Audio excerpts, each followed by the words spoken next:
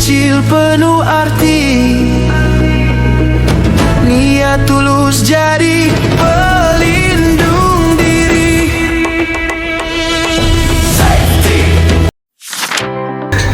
Assalamualaikum warahmatullahi wabarakatuh, sahabat Sumotran dimanapun Anda berada.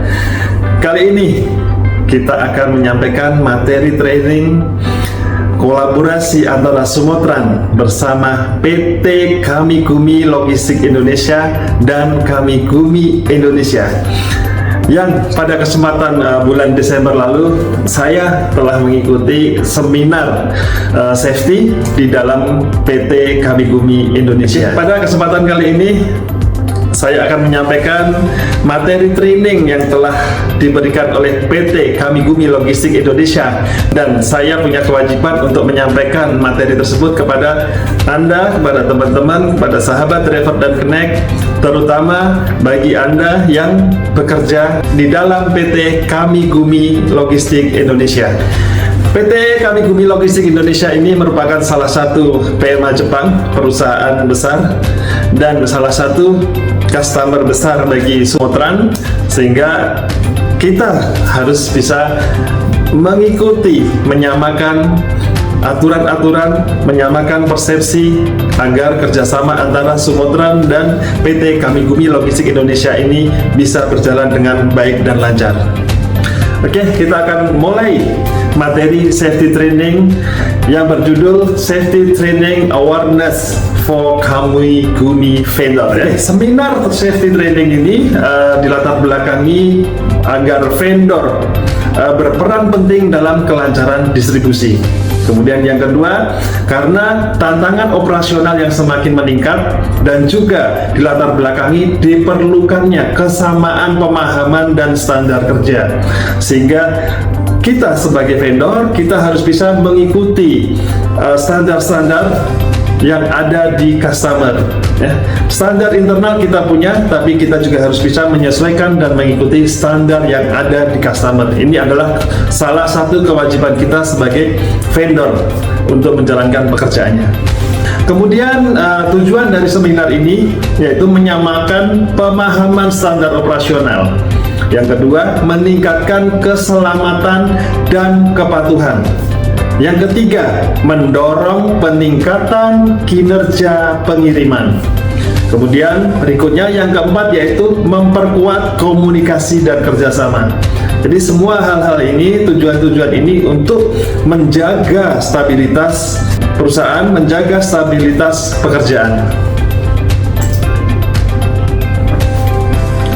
Kemudian di sini juga disampaikan harapan dari perusahaan, yaitu memiliki komitmen terhadap keselamatan. Ya, dimanapun berada sekarang banyak sekali perusahaan-perusahaan yang memang sedang serius untuk menjaga keselamatan. Ya, serius menjalankan kegiatan-kegiatan yang berhubungan dengan keselamatan. Oleh karena itu, kita pun di internal pun, di Sumotran pun juga saat ini benar-benar secara serius menjalankan kegiatan-kegiatan yang sedang kita kerjakan, yaitu safety dimulai dari hati.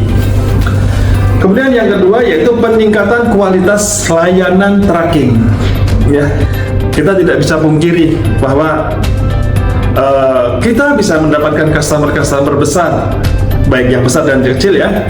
Yang namanya kualitas layanan itu harus selalu ditingkatkan kalau kita tidak ingin ketinggalan atau tidak ingin diganti dengan vendor atau perusahaan lain. Bagaimanapun juga kita sebagai perusahaan jasa, kita harus selalu meningkatkan kualitas pelayanan. Kemudian yang ketiga yaitu harapan perusahaan, yaitu kerjasama jangka panjang yang berkelanjutan.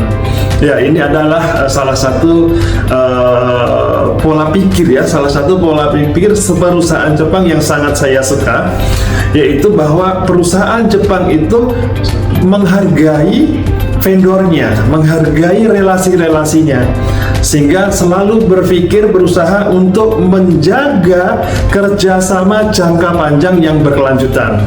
Disitulah pelajaran yang saya dapatkan dari perusahaan Jepang selama ini. Kalau kita sudah menjadi vendor, kita bisa menjaga kerjasama, bisa menjaga kepercayaannya.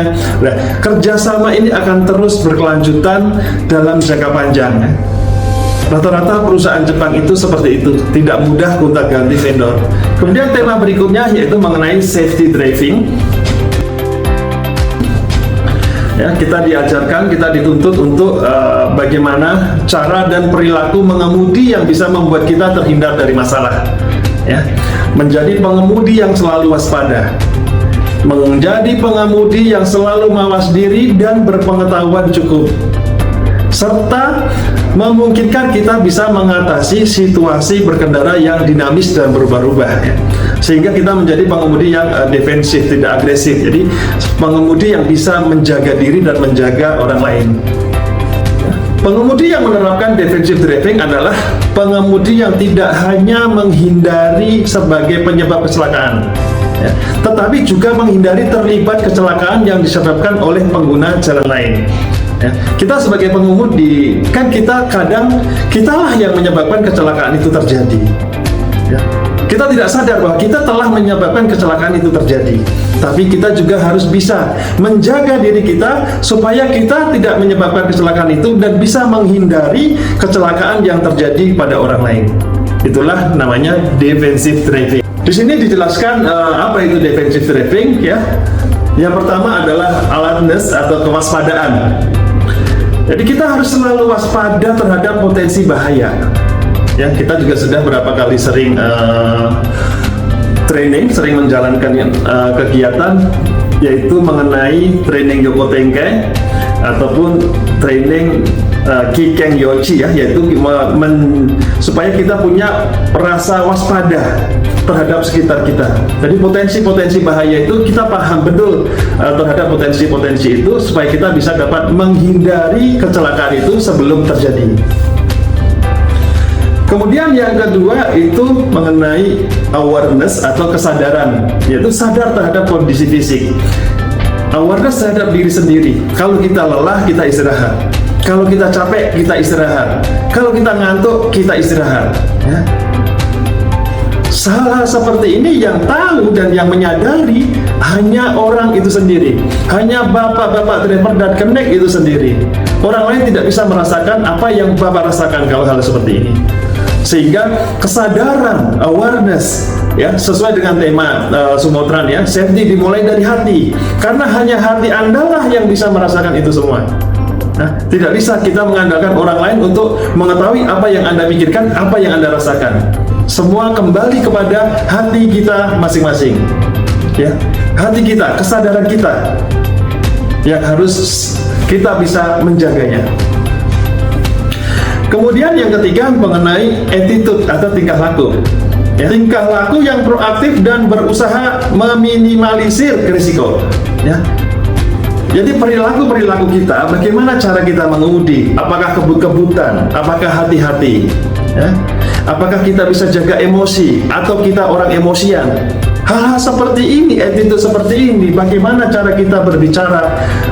Apakah kita selalu marah-marah? Apakah kita bisa dengan tenang, dengan sabar melayani? Ini semua akan berpengaruh terhadap keselamatan diri kita dan keselamatan orang lain. Ya. Oleh karena itu, attitude atau tingkah laku ini sangat penting yang harus kita jaga selalu. Kemudian yang keempat yaitu mengenai anticipation atau antisipasi, yaitu mengantisipasi kejadian yang tidak diinginkan dengan cepat. Nah, ini butuh intelijen, ya, butuh pemikiran yang sangat cepat. Artinya kita sudah bisa memikirkan, mengantisipasi hal seperti ini. Kalau saya mau melakukan seperti ini, bakalan terjadi seperti ini. Nah, itu sudah bisa mengantisipasi. Kalau saya menghindari ini akan aman contohnya. Kalau ini saya paksakan, akan terjadi kecelakaan contohnya. Nah, hal-hal seperti ini yang harus ada dalam diri kita. Artinya kita sudah bisa memprediksi, bisa mengantisipasi. Itulah yang diperlukan untuk mencegah kesalahan dan kecelakaan kerja. Ya, kita harus membiasakan diri seperti itu. Berusaha untuk waspada, menyadari, bertingkah laku baik, dan selalu mengantisipasi apa yang akan terjadi ke depannya. Ya, itu salah satu poin penting yang harus kita kerjakan. Ya, di sini ada contoh-contoh penerapan defensive driving. Yang pertama yaitu mempertahankan ruang aman. Mempertahankan ruang aman itu salah satunya yaitu menjaga jarak ya. Menjaga jarak. Jadi menjaga jarak kendaraan kita dengan kendaraan orang di depan kita. Contoh, kecepatan kita 40 km per jam, itu jarak aman 40 km per jam itu adalah 25 meter contohnya. Ini beda-beda ya, kalau truk besar sama truk kecil itu beda. Truk ada muatan berat sama truk kosong ini beda. Ini semua nanti berdasarkan pengalaman kita, ya, kondisi unit kita. Jadi kecepatan mengemudi itu harus dipertimbangkan juga kondisi jalan dan tidak boleh melebihi batas dari kecepatan yang diizinkan. Nah, hal-hal seperti inilah salah satu bagaimana kita menerapkan defensive driving untuk menjaga jarak, menjaga keamanan diri kita dan menjaga keamanan orang lain di depan kita atau di sekitar kita. Di sini diberikan contoh, misalnya ada truk dengan kecepatan 90 km per jam, itu dia akan berhenti saat ngerem itu kurang lebih di 100 meter. Artinya itu kendaraan kita, kalau kita menjalankan kendaraan kita dengan kecepatan 90 km per jam, kita rem tiba-tiba itu butuh jarak 100 meter baru berhenti. Kemudian misalnya kita coba juga dengan kecepatan 100 km per jam, kita rem itu butuh jarak pengereman itu kurang lebih 120 meter untuk bisa berhenti dengan aman. Hal-hal seperti ini menjadi wawasan kita, menjadi wawasan bapak-bapak untuk bisa menjaga jarak dan menjaga kecepatan. Sehingga rata-rata di jalan tol untuk kendaraan berat ya, truk terutama, itu kan dibatasi kecepatan maksimal di 60 km per jam. Ya, supaya jarak pengereman ini bisa terkontrol. Lebih mudah mengingat, jarak kita lebih aman. Tapi kalau biasanya Bapak berkendara 60 km per jam, kemudian tiba-tiba ketika kosong itu kecepatan 100 km per jam, ya tentu jarak yang harus dijaga juga yang lebih panjang, lebih jauh. Kebiasaan-kebiasaan seperti ini, pengetahuan seperti ini, teman-teman driver harus paham, harus tahu. Ya, bukan di jalan raya asal nyetir, tapi kita harus paham karakter kendaraan kita. Nah, ini untuk menghindari tadi kecelakaan tabrak dari belakang. Kan sering terjadi di jalan tol terutama itu kecelakaan tabrak belakang. Itu sering sekali terjadi karena tidak bisanya si driver menjaga jarak aman tadi. Kalau kita semua bisa menjaga jarak aman yang ditentukan, kecelakaan tabrak belakang itu pasti bisa dicegah. Oke, kita lanjutkan, yaitu bahwa kita harus bisa siap untuk mengalah, memberi jalan kepada pengemudi lain. Ya, jangan menggunakan ukuran kendaraan yang besar untuk memaksa pengemudi lain memberi jalan. Ya, maksudnya mentang-mentang kita kita besar sehingga kita merasa sok jago, sok jawara, penguasa jalan, sehingga orang kita tidak mau kasih jalan orang lain. Itu attitude yang tidak baik. Ya, itu terlalu arogan rasanya. Dan kita truk itu kan disampaikan juga di sini bahwa aturan truk kita, apalagi di jalan tol, pasti harus selalu di jalur paling kiri, ya, supaya lebih aman, tidak salip-salipan. Ya. Ketika ada masalah bisa segera menepi. Nah, disitulah aturan-aturan yang harus kita jalankan.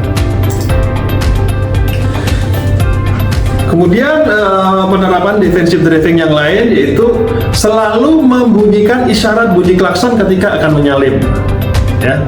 Ya wajar lah, itu namanya attitude kita ya. Kalau mau nyalip kasih lampu sen, saat mau nyalip kasih klakson, itu untuk memberikan tanda orang di sekitar kita, orang di depan kita. Itu bahasa lapangannya, bahasa jalanannya, ya kita minta izin lah sama orang di depan kita kalau kita mau dahului.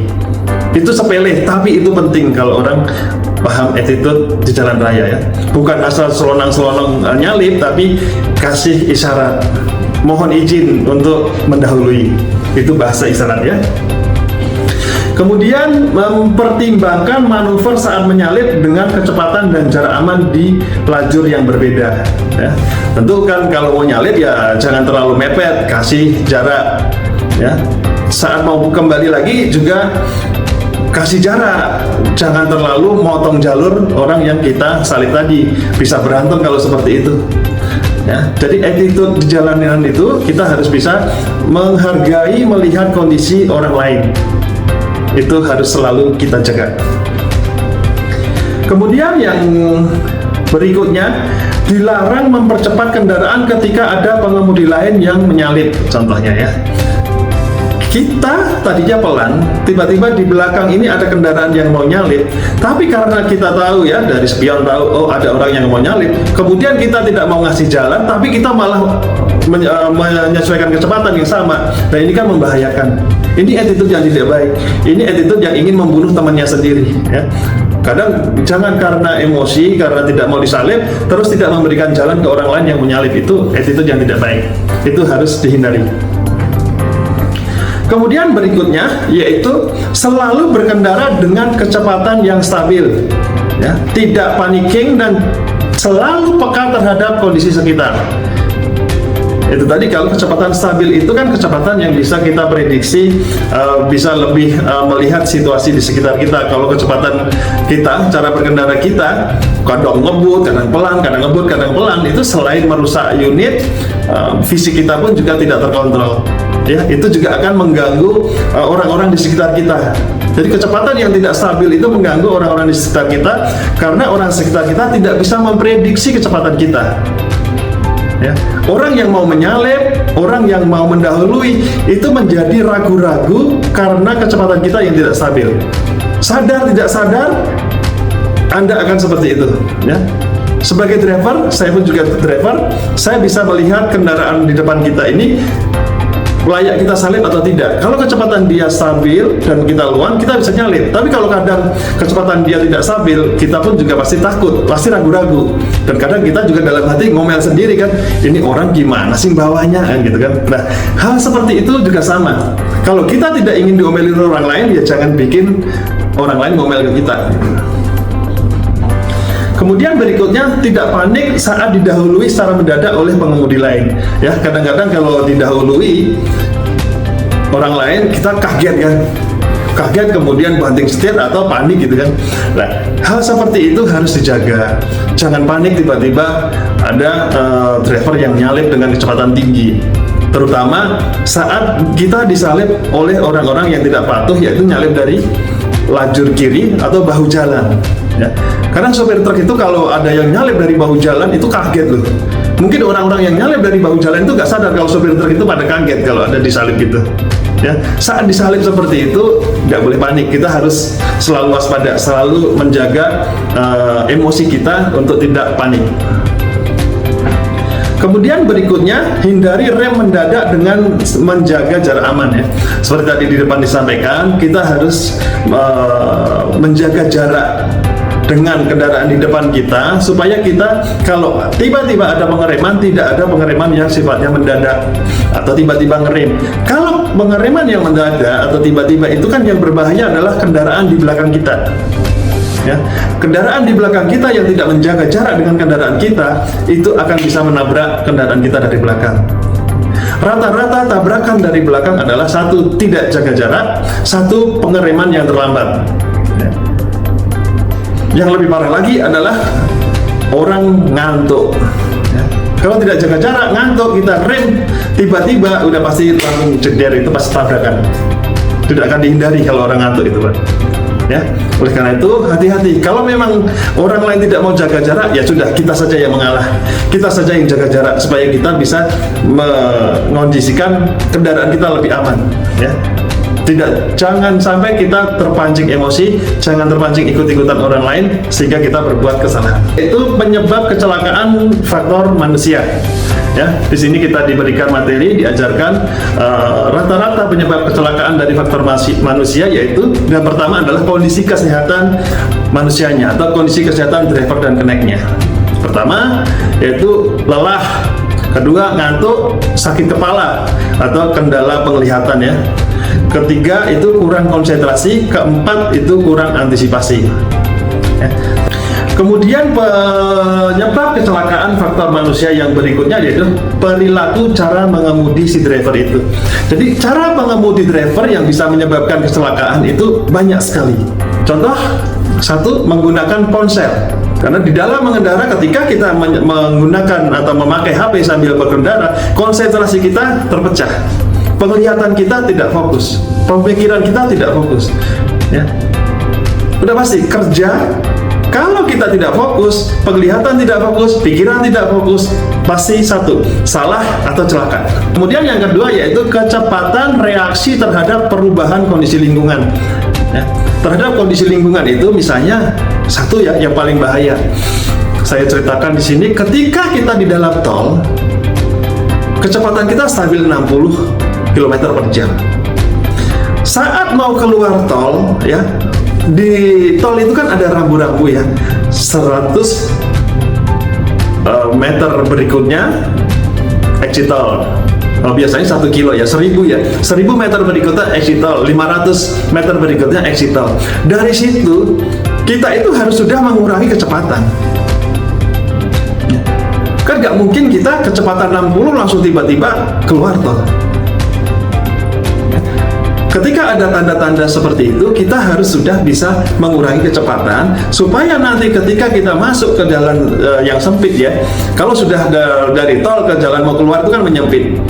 Ketika kita berpindah jalur dari jalan yang lebar ke jalan yang sempit, itu kecepatan harus kita kurangi. Nanti masuk di gerbang tol juga harus dikurangi. Nah, jangan biasakan kita kecepatan di tol dipakai juga kecepatan di jalan biasa atau jalan bawah. Itu beda sekali. Kalau di tol, kecepatan yang 60 km di tol itu berasa lambat. Tapi bayangkan, ketika Anda di jalan bawah, di jalan kawasan industri, Anda jalan 20 km per jam, itu udah kencang. Saya tahu, Anda driver pasti Anda bisa merasakan, Anda bisa melihat. Kalau di tol kecepatan 60 itu berasa lambat banget. Tapi di jalan bawah, jalan kecil, jalan sempit, kecepatan 10-20 itu udah berasa kencang. Ya. Itu adalah perubahan ya, perubahan terhadap kondisi lingkungan yang harus kita jaga. Ya. Sama, ketika Anda di kawasan industri, kecepatan 10-20, dan tapi masuk di kampung, Anda pakai kecepatan 10-20, itu berasa kencang sekali. Kecepatan ke kampung paling berapa? 5 km paling. Ya. Kalau Anda paksakan coba, kecepatan dari tol 60 km per jam, kemudian Anda tidak bisa merubah secepatnya ketika jalan kawasan, kemudian jalan kampung, Anda tetap kencang terus, pasti celaka. Sama juga seperti ketika Anda di dalam kawasan, ketika masih di jalan kawasan, Anda jalan 10 km, 20 km per jam, oke. Tapi ketika Anda masuk di dalam pabrik, Anda kecepatan segitu, pasti nabrak. Makanya banyak aturan kan di dalam pabrik, kecepatan maksimal di dalam pabrik rata-rata 5 km per jam. Setinggi-tingginya paling 8 km per jam. Ya. Itu Anda harus tahu, Anda harus bisa secara cepat merubah perubahan lingkungan kerja seperti ini ya. Karena itu berbahaya, makanya kenapa banyak kecelakaan terjadi di gerbang tol. Ya, karena dia tidak bisa menyesuaikan itu dengan cepat. Juga kenapa banyak terjadi kecelakaan di depan gerbang pabrik. Ya. Itu artinya driver tidak bisa mengendalikan, merubah reaksi terhadap perubahan lingkungan itu kurang bagus. Ya. Emosi kita ini akan turun secara otomatis dengan melihat kondisi lingkungan kerja kita. Kalau di tol kita oke 60 km per jam itu adrenalin kita, emosi kita pasti tinggi naik. Tapi kalau sudah turun ya adrenalin kita, emosi kita juga harus ikut turun. Itulah yang dimaksud perubahan lingkungan yang harus kita segera sesuaikan, karena itu pengaruhnya terhadap nanti kecepatan dan keselamatan kita. Oke. Kemudian berikutnya yaitu kurangnya ketanggapan atau kesigapan. Artinya kurang tanggap itu ketika ada trouble, ada masalah, ya harus cepat mengambil reaksi, harus cepat mengambil tindakan.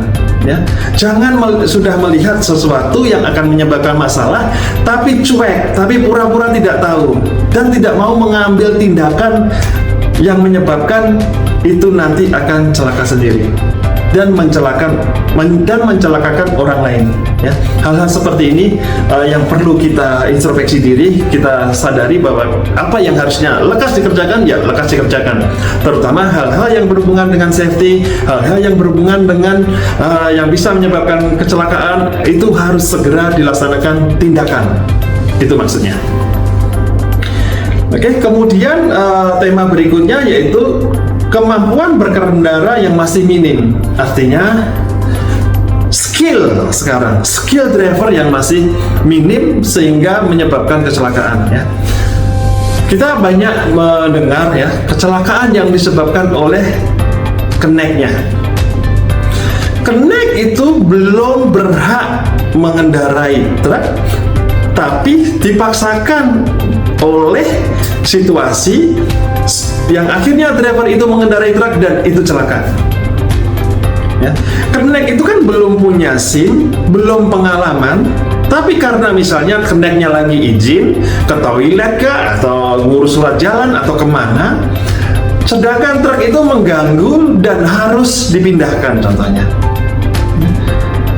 Ketika seperti itu dipaksakan, kenek belum punya skill, belum punya kemampuan berkendara dengan baik, tapi dipaksakan untuk memindahkan truk, disitulah awal mula penyebab kecelakaan.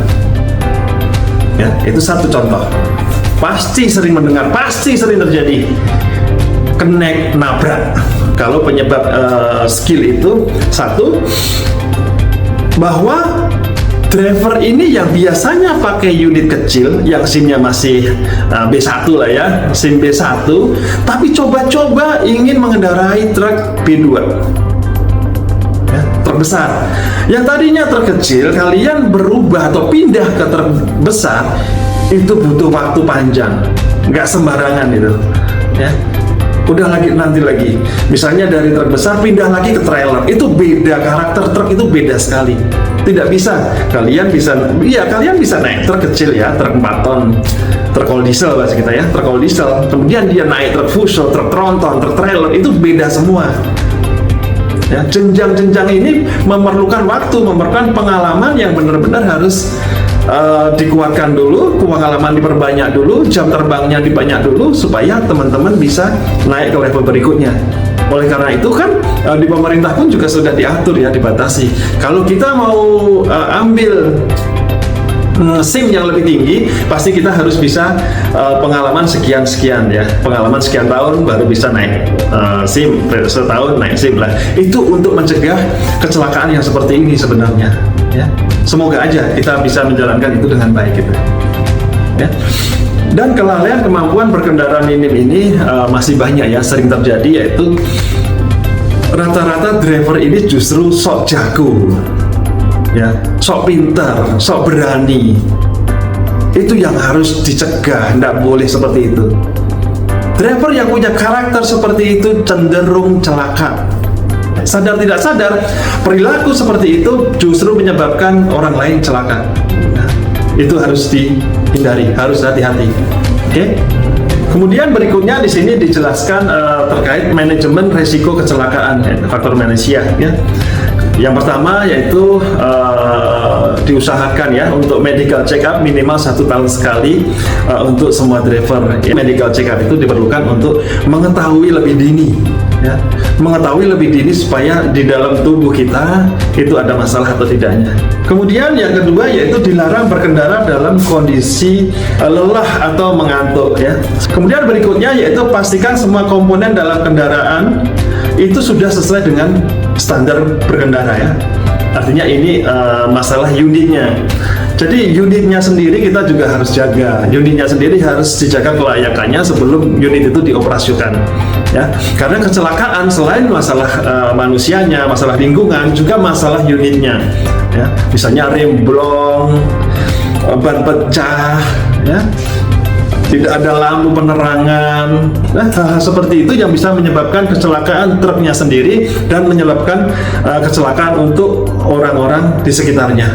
Ya, itu nanti kita bahas lagi di tema yang lain. Oke, berikutnya di seminar kemarin juga dijelaskan tracking vendor requirement, yaitu vendor tracking wajib memastikan unit dalam keadaan prima sebelum mengantarkan cargo job dari Kamigumi Group dengan menjalankan checklist unit. Ya, kita juga pernah di kita pun juga ada, yaitu checklist atau check sheet monitoring daily report check. Ya, kita melaksanakan pengecekan armada, pengecekan unit menggunakan check sheet. Dicek dulu mana yang layak, mana yang tidak layak. Kalau tidak layak, ya segera diperbaiki supaya unit itu menjadi layak dan bisa dipakai kerja. Jangan paksakan unit-unit yang tidak layak untuk bekerja, karena itu salah satu penyebab kecelakaan.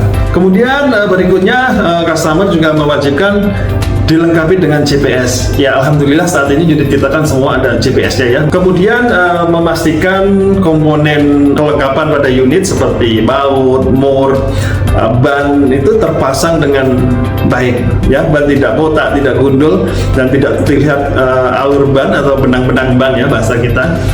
Hal-hal seperti itu tidak boleh dipakai lagi. Kemudian ada harapan dari customer bahwa tahun mobil itu di atas tahun 2015. Ya, jadi pihak PT Kamigumi Indonesia ini mewajibkan vendornya untuk menggunakan armada di atas tahun 2015. Ya, di bawah itu tidak boleh digunakan masuk untuk bekerja di sana. Kemudian berikutnya, semua driver wajib mempunyai SIM sesuai dengan unit yang dikendarai, dengan catatan SIM masih aktif ya, SIM-nya masih aktif dan sesuai ya. Kalau B2 umum ya B2 umum, kalau B1 umum ya B1 umum, itu yang biasa kita pakai. Kemudian ada care juga, kemudian plat nomor juga, itu juga sesuai dengan standar yang ditentukan supaya kita bisa masuk. Kemudian berikutnya, harus selalu menginformasikan ketika unit sampai di gudang dengan foto melampirkan lokasi dan waktu menggunakan timestamp ya. Ini sudah seperti biasa yang kita jalankan. Semua driver sudah diajarkan dan sudah menjalankan itu ya. Setiap transaksi ya, baik tiba, muat, bongkar, ya selesai, itu kan semua kita laporkan by timestamp. Kemudian berikutnya, jika unit terkendala di jalan atau di pabrik, diwajibkan untuk mengirimkan pengganti segera. Ya, kondisional lah ya. Kalau ini misalnya di kita pun kan, kalau terjadi kecelakaan ya harus segera kirim pengganti supaya pekerjaan itu masih terus berjalan. Ya, ini hal-hal yang wajar, hal yang umum yang sudah biasa kita lakukan. Kemudian di sini ada tema berikutnya mengenai safety equipment vendor transportation. Ya, setiap vendor harus memastikan kelengkapan keselamatan pada sopir. Ya, di Kamigumi itu mewajibkan ada helm, ada sepatu, ada kacamata, kemudian bajunya juga harus lengan panjang, kemudian pakai rompi ya, safety vest itu juga harus digunakan. Kemudian untuk heavy cargo wajib membawa peralatan penunjang keselamatan seperti ganjal, kita kan selalu ada ganjal. Kemudian sabuk lacing itu kalau kita bahasa kita track belt. Kemudian chain block, kalau chain block saat ini kita tidak pakai ya, karena kan kita muatannya tidak perlu chain block. Kalau apar kita selalu ada. Terpal ya, terpal ini kita khusus untuk truk losbak kita selalu dilengkapi dengan terpal. Tapi kalau untuk wing box kan kita tidak perlu terpal. Ya. Pada dasarnya perusahaan ini sudah mengikuti prosedur ISO dan AEO. Kami berhak menolak unit atau supir yang tidak mengikuti standar kelengkapan yang sudah ditentukan. Ya. Jadi kalau kita tidak bisa melengkapi standar-standar Kamigumi ini, nanti kita tidak akan bisa masuk. Ya. Oleh karena itu benar-benar ini dipersiapkan sebelum berangkat.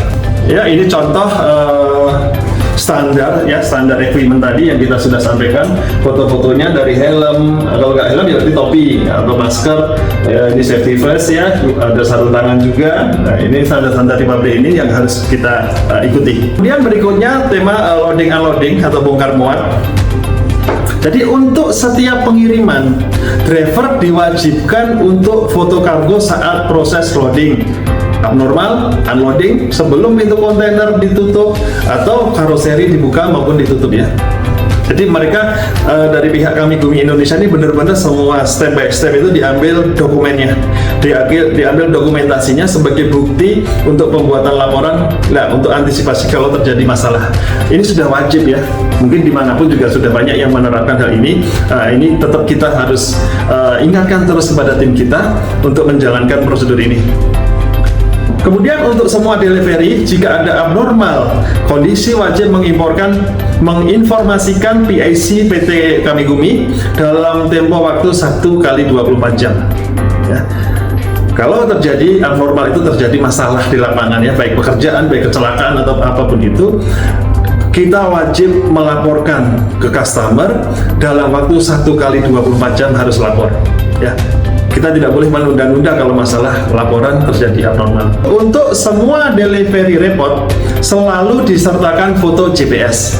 Foto GPS kita kan ada ya di dalam report itu. Kalau untuk delivery biasanya ya timestamp lah ya. Timestamp itu kan di situ ada GPS-nya, ada posisinya di mana. Nah itu makanya sekarang kita benar-benar terbantu dengan adanya GPS timestamp ini. Oke, berikutnya yang dibahas adalah Kami Gumi Logistik Indonesia mengenai izin masuk ya, izin standarnya. Jadi kan dimulai dari dicek dulu nanti SIM-nya, KTP-nya, HP-nya, kemudian kuncinya, itu semua dicek ketika kita masuk di gerbang security. Ya, ini adalah rute evakuasi. Rute evakuasi ini mungkin kalau nanti masuk di sana akan diberikan semacam induction ya, induction bagaimana lokasi di dalam kawasan warehouse-nya. Kemudian di sini ada target zero accident. Zero accident dari pihak Kami Gumi Logistik, baik forklift, driver atau di lapangan. Kemarin juga dibahas. Ya, kemarin juga di sini diberikan informasi terkait last accident cargo, yaitu pernah terjadi accident di bulan Agustus 2025. Ya, kita diberikan informasi Yoko Tengkai seperti ini. Ini juga di Desember tanggal 1 2025 terjadi accident. Ya. Oke. Kurang lebih seperti inilah materi training yang kemarin saya ikuti di PT Kami Gumi Logistik Indonesia, dan tentu dengan latar belakang dan tujuan tadi yang sudah saya sampaikan di depan, kita sebagai transporter atau sebagai vendor PT Kami Gumi Logistik Indonesia, kita harus bisa menyesuaikan, menyamakan, mengikuti aturan-aturan dan prosedur yang ada di PT Kami Gumi Logistik Indonesia. Oke, demikian sahabat Sumotran yang dapat kami sampaikan. Semoga informasi-informasi seperti ini, informasi kolaborasi Sumotran dengan customer-customernya bisa membawa kemajuan kita bersama, kemajuan customer-customer kita bersama. Demikian kami sampaikan, Sumotran, safety dimulai dari hati. Assalamualaikum warahmatullahi wabarakatuh. Sumotrans, safety dimulai dari hati.